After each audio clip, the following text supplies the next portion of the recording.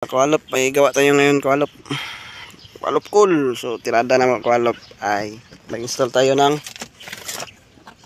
door central lock. Tanggal na. Sige, tanggal na tanggal. Install tayo door central lock mga kualop.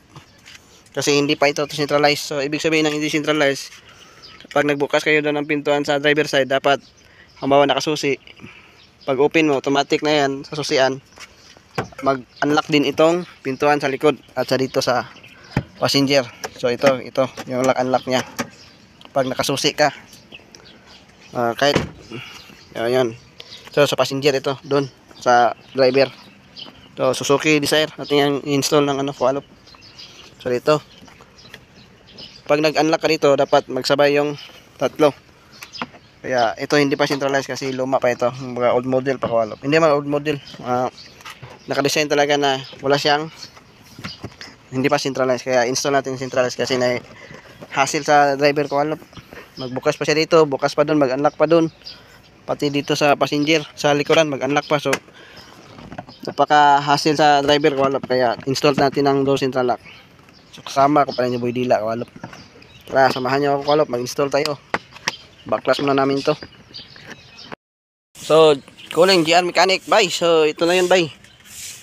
Ang kulang sa adventure mo, yung door central lock. Ano ni bay, oh. So kung nainga ni bay, automatic na bay, mag-open ka dito. Open ka sa ito bang automatic na abrin ng likod. Para di na hassle. So kulang lang alarm. So kani di mahilig yung may-ari nito, kulang ng alarm kualop, kaya central lock lang daw.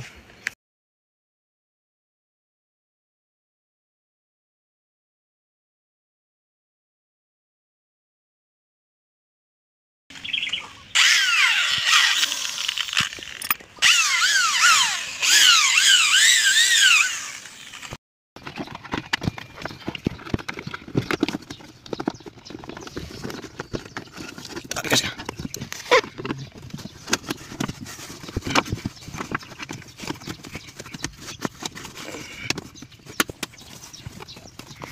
Ano ito? Pinakatas lock. May lock pa yung bira-bira.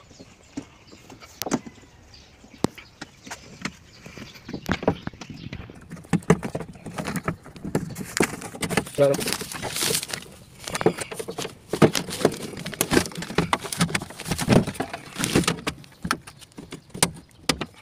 Libat. May isang libat ka.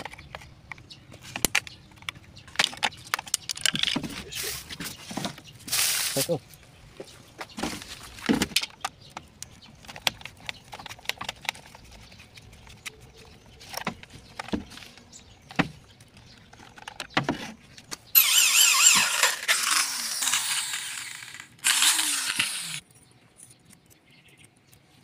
Yeah. Wait.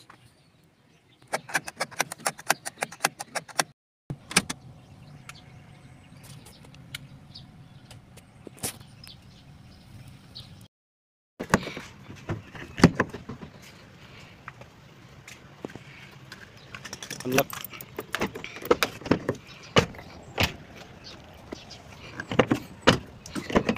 Lock. Enggak.